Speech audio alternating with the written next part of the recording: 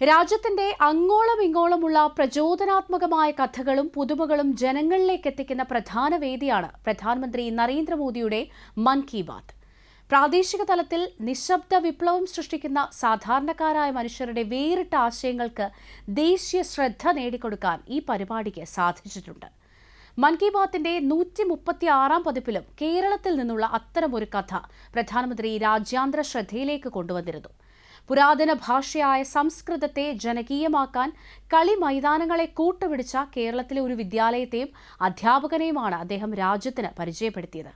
Ernakulam south ചിറ്റൂരിലെ saint Mary's UP സ്കൂളിൽ അക്ഷരകന്തുകം എന്ന പദ്ധതിയിലൂടെ ലോകകപ്പിന്റെയും ഫുട്ബോളിന്റെയും ആവേശം സംസ്കൃത പഠനത്തിലേക്ക് സമന്വയിപ്പിച്ച അഭിലാഷ് എന്ന അധ്യാപകന്റെ വേറിട്ട രീതിയായിരുന്നു ജനങ്ങൾ കേട്ടത്. കൂടുതൽ വിശദാംശങ്ങളിലേക്ക്.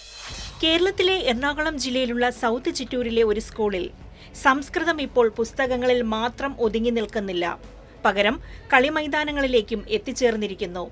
ഇവിടുത്തെ സംസ്കൃതം ക്ലബ് അധ്യാപകനായ അഭിലാഷ് ടി പ്രതാപ് കുട്ടികളെ സംസ്കൃതം പഠിപ്പിക്കാൻ സ്വീകരിച്ച മാർഗം ഭാഷയെ ഒരു ഭാരമായല്ല, മറിച്ച് ആനന്ദകരമായ ഒന്നാക്കി മാറ്റിയിരിക്കുകയാണ്.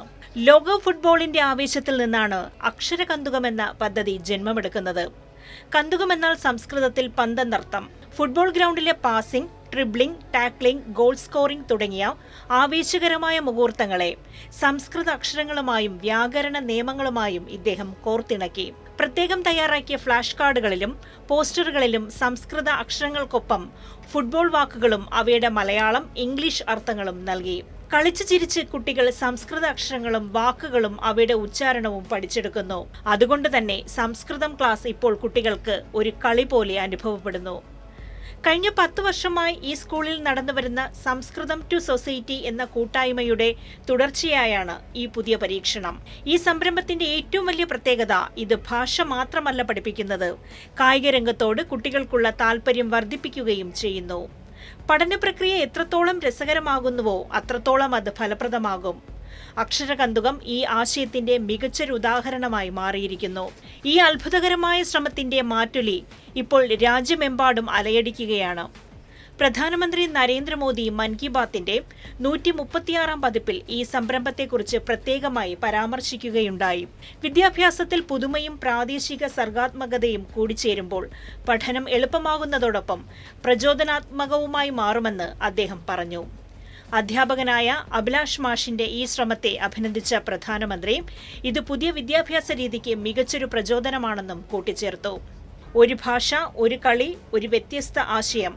ഈ ചിന്തയാണ് സംസ്കൃതം പോലൊരു പുരാതന ഭാഷയെ പുതിയ തലമുറയിലേക്ക് കൂടുതൽ അടുപ്പിക്കുന്നത്.